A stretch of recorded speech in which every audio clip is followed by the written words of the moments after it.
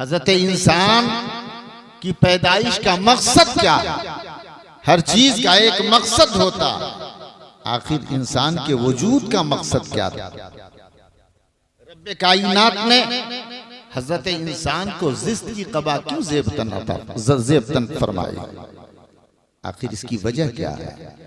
तो मैं कहीं और नहीं जाना चाहता, खुद रब्बे कायनात इरशाद फरमाता है, वमा खलक़तुल जिन्न वल इंसा इल्ला लियअबुदून। मैंने जिन्नात और इंसान को अपनी इबादत ही के लिए पैदा किया। मकसद तख्लीक इंसान ये कि इंसान रब की इबादत करे। अल्लाह ने इसीलिए पैदा किया। इसलिए नहीं पैदा किया कि आप तिजारत करो, इसलिए नहीं पैदा किया कि आप दुनिया की रंगीनियों में मसरूफ हो जाओ। आपकी पैदाइश का मकसद सिर्फ और सिर्फ ये था कि आप रब की बारगाह में इबादत करो, उसकी बारगाह में सजदे लुटाओ, नियाज़ बंदगी पेश करो। रब्बे कायनात ने आपको और हमको इसी के लिए पैदा किया।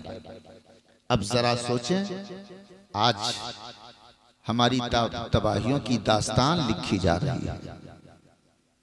वो कौम जिसके सतवत व इकबाल का परचम चहार दांगे आलम में लहरा रहा था, वो कौम हाकिमियत जिसकी मुकद्दर थी, आज वो कौम महकूम बन गई है।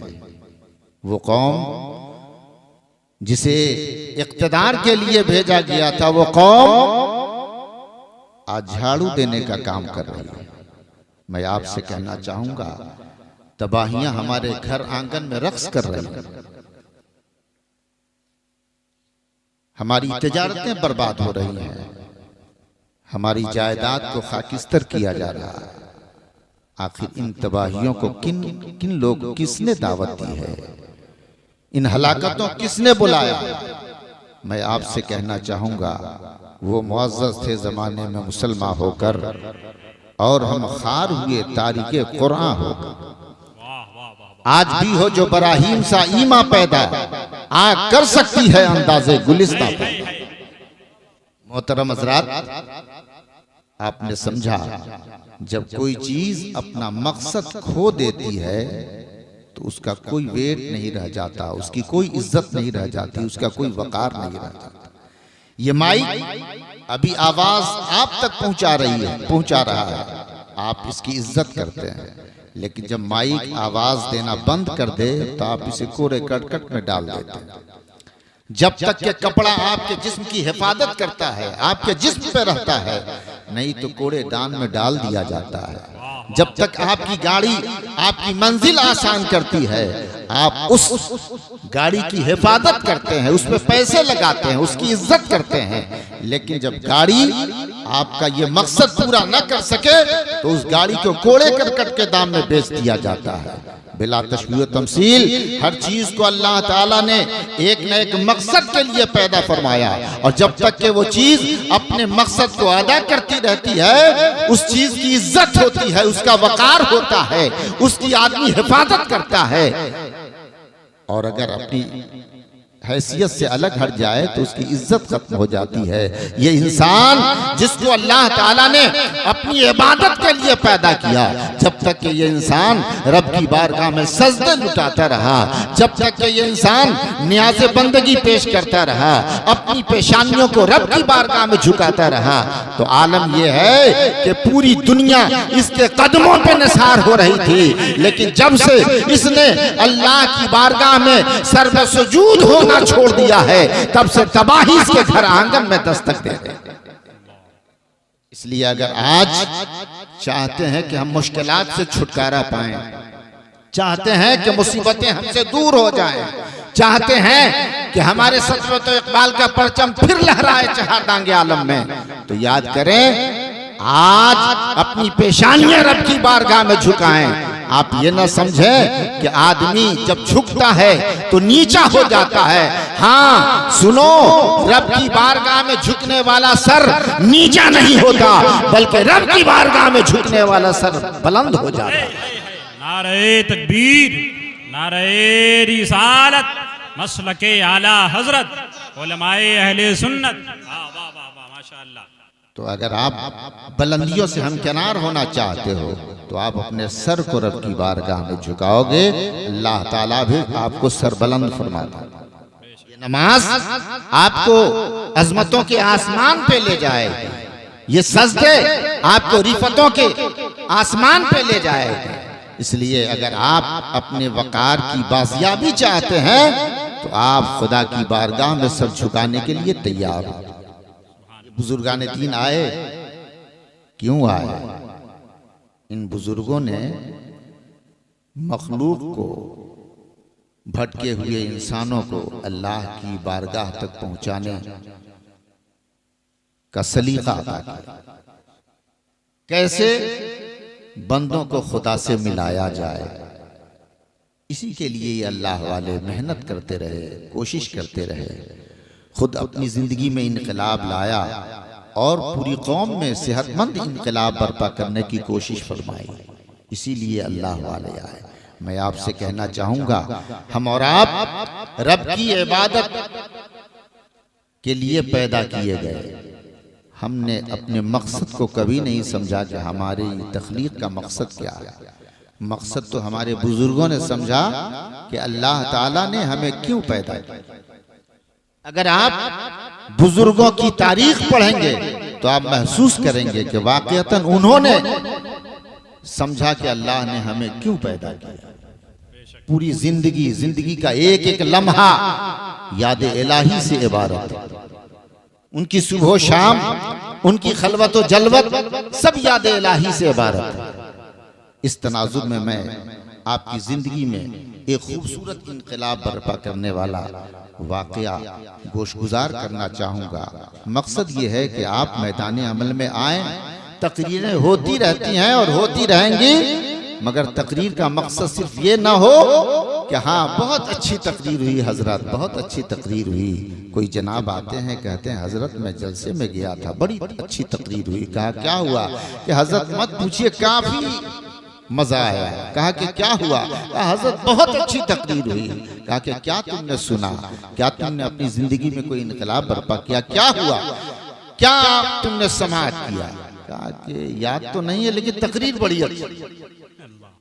याद कुछ भी नहीं है, मगर तकरीर बड़ी अच्छी हुई। मैं आपसे कहना चाहूंगा, आप ऐसी तकरीर सुनने के आदी ना हो, बल्कि आप ऐसी तकरीर सुनने की कोशिश करें जो तकरीर आपकी जिंदगी में इनकलाब बर्पा कर सकती है। हमारे सामने एक अजीम शख्सियत जो है, हमारे भाई और हमारे साथियों में से हैं, मुशफिक और मेहरबान भी हैं, हमारे बहुत अच्छे नेक और सालेह तालिब इल्मी के ज़माने से अल्लाह ताला ने इन्हें एक अजीम हस्ती की हैसियत से मुतारफ़ कराया। अल्लाह ताला इनकी अज़मतों में, इनकी रिफ़तों में और इजाफ़ा फरमाए। इन्हें अल्लाह ताला मकबूल ख़वासो अवाम बनाए और इनकी उम्र दराज फरमाए और इनसे से ज़्यादा हम तमाम लोगों को इक्तिसाब फैज़ की तौफीक रफ़ीक बख्शे। मोहतरम हज़रात, एक किताब अरबी अदब की है जो किसी ज़माने में निसाब में शामिल थी, जिसका नाम अल कलयूबी है। मैंने इस किताब को तो कभी पढ़ा नहीं था, मगर पढ़ाने का मौका मिला। उसमें एक वाकया है जो मैं आपके गोशगुजार करना चाहूँगा। जो लोग पीछे बैठे हैं उनसे गुजारिश है कि आगे आ जाएं और आगे की कुर्सियों को पुर कर लें, ज़्यादा बेहतर होता है। नहीं, प्रोग्राम का एक अच्छा एक नज़्म होना चाहिए, एक अच्छा तरीक़ा होना चाहिए। जो हमारे मेहमान हैं वो यहाँ से एक अच्छा तासुर लेकर के जाएँ। ये हम ये मेज़बान हैं तो हमें अच्छे ढंग से अपनी मेज़बानी भी करनी चाहिए। दुरूद शरीफ पढ़िए, अल्लाहुम्मा सल्ली अला सय्यिदना व शफीअना व मौलाना मुहम्मदिन बारिक वसल्लम सल्लल्लाहु तआला अलैहि वसल्लम। मैं समझता हूँ कि नस्र का समझना बनिस्बत नज़्म के आसान होता है। शेर समझना कुछ मुश्किल काम है और नस्र समझना तो बहुत आसान काम है। मगर हैरत यह है कि हमारी कौम नस्र कम समझती है, शेर ज़्यादा समझती है। हैरानी होती है। वो भी आला हज़रत के वो अशार जो कभी कभी हम लोगों को भी बहुत दिक्कत से समझ में आते हैं, बड़ी आसानी से आप समझते हैं, बहुत आसानी से आप समझते हैं। मगर तकरीर अगर हो जाए कमर मिल्लत की तो आपको समझ में नहीं आती। मैं आपसे कहना चाहूँगा तकरीर सुनने की आदत डालें। मैं ये नहीं कहता कि शोरा को न सुने, आप सुने, समात करें। कौन कहेगा कि नाते मुस्तफ़ा नहीं सुनना चाहिए? नाते मुस्तफ़ा से मंजिलें तय होती हैं। आदमी के इश्क को महमेज, आदमी का इश्क महमेज होता है, इससे कौन इनकार कर सकता है? आदमी जब नाते मुस्तफ़ा सुनता है और वाकई सुनता है तो पुकार उठता है कि रूह क्यों गोश पर आवाज हुई जाती है, मुझको सरकारे दो आलम ने पुकारा तो नहीं। कौन कहेगा कि नाते मुस्तफ़ा न सुनी जाए? मगर ये भी सच्चाई है कि नात आपको उसी वक्त फायदा पहुंचा सकती है जब आप बामल हो। बेअमल खुश अमलों को नाते रसूल फायदा पहुंचाता, बदअमलों को नहीं। अगर आप चाहते हैं कि नाते रसूल से हमारी मंजिलें तय हो तो सबसे पहले अपने आप को खुश अमल बनाए। आदमी बेनमाजी अगर हो तो उस बेनमाजी के अंदर इश्क कहां से पैदा? बेनमाजी आशिक रसूल नहीं हो सकता। जो नबी के फरमान पे अमल करने वाला ना हो वो आशिक कैसे हो सकता है? और नाते रसूल आशिक के मन को महमेज करती है, आशिक की मंजिलें तय करती है। इसलिए सबसे पहले आबिद बने तब आशिक बन सकेंगे। अगर आबिद ना बन सके तो आप शिताब नहीं बन सकते। आबिद बने। और अब कुछ ऐसे होते हैं कि इश्क में जब दर्जे कमाल को पहुंचते हैं तो होशो खिरत से बेगाना, जिसे मजजूब कहते हैं, उनकी एक अलग बात है। हम नहीं समझते उनकी हरकत व अमल को कि वो करते क्या, नहीं समझते। अल्लाह ताला जानता है जो होश में जो न हो वो क्या न करे। इसमें रोजे का सजदा हो के तवाफ, रोजे का सजदा हराम है ना, सजदा तो सिर्फ खुदा के लिए, लेकिन इसमें रोजे का सजदा हो के तवाफ, होश में जो न हो वो क्या न करे। अगर आदमी बेहोश हो जाए तो शरीयत का हुक्म उसमें नाफिज नहीं होता। जब इश्क इंसान पे गालिब हो जाता है, मोहब्बत रसूल नुक्ते कमाल को पहुंच जाती है, तो ऐसे वक्त में आदमी होश और खिरत से यूं बेगाना हो जाता है कि लगता है कि ये नमाज भी नहीं पढ़ता है, ये कैसा आदमी है। याद रखें, जब आदमी ऐसी कैफियत से दो चार हो जाए तो शरीयत का जाहिरी हुक्म उस पर नाफिज नहीं हो। बरकैफ आप आबिद बने, नमाज पढ़ के आप अपने आप को आशिक रसूल बनाएं। इसलिए कि नमाज के ताल्लुक से अल्लाह के रसूल फरमाते हैं, कुर्रतु ऐनी फी सलात, मेरी आंखों की ठंडक नमाज में। तो अगर नबी से इश्क है तो इश्क का मतलब ये होता है कि आदमी जिससे मोहब्बत करता है उसकी अदा भी उसके लिए महबूब हो जाती है, उसकी हर हरकत व अमल से वो प्यार करने लगता है। इश्क का मतलब ये होता है कि आदमी जब किसी को तस्लीम कर लेता है, मान लेता है, अपना महबूब तस्लीम कर लेता है, तो उसकी हर हरकत व अमल से उसे प्यार हो जाता है, मोहब्बत हो जाती है। अगर हम सब आशिक रसूल हैं तो नबी कौनैन के इश्क का नतीजा ये है कि नबी ने नमाज से मोहब्बत की है, सजदों से मोहब्बत की है। हमें भी सजदों से और नमाज से मोहब्बत होनी चाहिए। सुभान अल्लाह, सुभान अल्लाह। तो बहरकैफ मैं बताना ये चाहता हूँ कि बुजुर्गों ने अपने किरदार व अमल से ये वाज़ेह किया कि अल्लाह ताला ने हमें इबादत के लिए पैदा किया। तो कलयुगी का वाक़या मैं आपके गोशगुजार कर देना चाहूँगा। शायद अगर आप अपने दिल के दरीचे को खोल के बैठेंगे तो आपकी ज़िंदगी में इंशाअल्लाह खूबसूरत इनकलाब होगा। एक शख्स था जो बादशाह की बारगाह में हाजिरी की सआदत हासिल करता है। कहता है कि मैं आपके यहाँ नौकरी करना चाहता हूँ। बादशाह ने कहा कि ठीक है, तुम मेरे यहाँ नौकरी करो, लेकिन वो मफलूकुल हाल और मुफलिस कल्लाश इंसान एक शर्त रखता है। कहता है कि ए बादशाह, मैं आपकी नौकरी करूंगा मगर मेरी 3 शर्तें हैं, अगर वो तीनों शर्तें मंजूर हैं तो मैं आपकी नौकरी करने के लिए तैयार हूं। बेसरो सामानी के आलम में आदमी कुछ भी एक्सेप्ट करने को तैयार हो जाता है। जब आदमी परेशान हाल होता है, मोहताजी उसके अंग अंग से जब आश्कारा होती है, गुर्बत व इफलास उसके पांव की जंजीर बन जाती है, तो ऐसे वक्त में आदमी चारों नचार बहुत कुछ एक्सेप्ट करने को तैयार हो जाता है। मगर इस अल्लाह वाले का कैरेक्टर देखें, बेसरू सामानी के आलम में उसने बादशाह से कहा है, बादशाह मैं आपकी नौकरी जरूर करूंगा मगर मेरी 3 शर्तें हैं, उन्हें आपको तस्लीम करना पड़ेगा। कि कौन सी 3 शर्तें हैं? कहा कि सबसे पहली शर्त यह है कि जब नमाज का वक्त आ जाए तो आप मुझे नमाज से नहीं रोक। आप सोच सकते हैं कौन सा जज्बा था, कैसा प्यार था, कैसी मोहब्बत थी नमाज से। बेसरो सामानी के आलम में भी उसको इस बात की फिक्र न थी कि हमें नौकरी मिलेगी या नहीं मिलेगी। याद रखें, ऐसी नौकरी को रद्दी की टोकरी में डाल दो जो नौकरी आपको नमाज की फुर्सत ना दे सके। ऐसी तिजारत को जूतियों की ठोकरों में डाल दो जो तिजारत आपको नमाज की फुर्सत ना दे सके। खाने के लिए, पाखाने के लिए आप वक्त निकाल सकते हैं, मगर रब्बे कायनात में आपको अपनी इबादत के लिए पैदा किया, उसकी बारगाह में सर्व सुजूद होने के लिए 10 मिनट का वक्त नहीं मिला।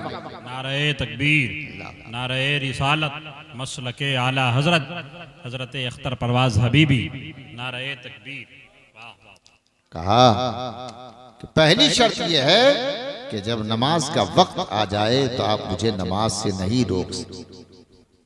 याद रखें, अगर आज किसी को कोई ऐसा नौकर मिल जाए जो 5 वक्ता नमाजी हो, उससे कोई पूछे क्या हाल चाल है आपके नौकर का, कहा कि मत पूछे, दिन भर बस बनाओ वजू पढ़ो नमाज, बनाओ वजू नमाज पढ़ो नमाज। अरे वो क्या काम करेगा, दिन भर तो वजू बनाता है नमाज पढ़ता है। मैं आपसे कहना चाहूंगा कितना मरीज हो चुका है हमारा ज़हन। हम और आप अल्लाह पे तवक्कुल नहीं करते, ये सोचते हैं कि नौकर हमें रोजी दिलाता है, फैक्ट्री हमें रोजी दिलाती है। याद रखें, तिजारत, फैक्ट्री ये जराए तो हो सकते हैं रोजी के, मगर रज़ाक तो हमारा परवरदिगार है। रोजी हमारा परवरदिगार देता है, न तो फैक्ट्री रोजी दे सकती है, नहीं हमारी तिजारत रोजी दे सकती है।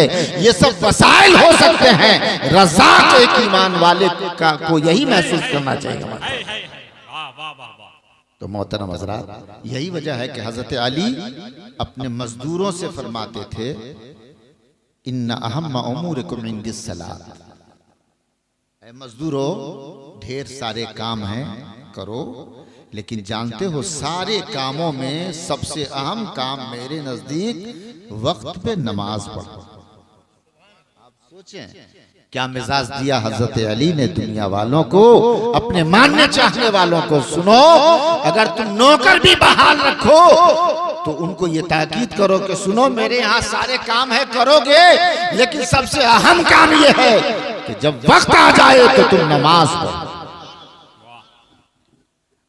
तो उस शख्स ने कहा, हुजूर बादशाह, मैं आपके यहाँ नौकरी करूंगा, लेकिन सबसे पहली शर्त यह है कि जब नमाज का वक्त आ जाए तो आप मुझे नमाज से नहीं रोक सकते। बादशाह ने कहा कि मंजूर है। कहा कि दूसरी शर्त यह है कि आप मुझे बैते खराब, आप मुझे रहने के लिए कोई मकान दे दें। बादशाह ने कहा, महल ही है, जो रूम तुम्हें पसंद आए ले लो। हम जैसे लोग होते तो सबसे शानदार रूम का इंतखाब, मगर उस अल्लाह वाले ने कहा कि वही बैते खराब, टूटा फूटा घर जो कीड़े मकोड़ों का अड्डा है, वही घर मेरे नाम अलॉट कर दे। बादशाह हैरान था, कहा कि ठीक है, वो रूम तेरे हवाले। तीसरी शर्त क्या है? कहा कि तीसरी शर्त ये है कि दिन में जितनी आप खिदमत लेना चाहें ले लें, रात में मैं आपकी खिदमत नहीं कर सकता।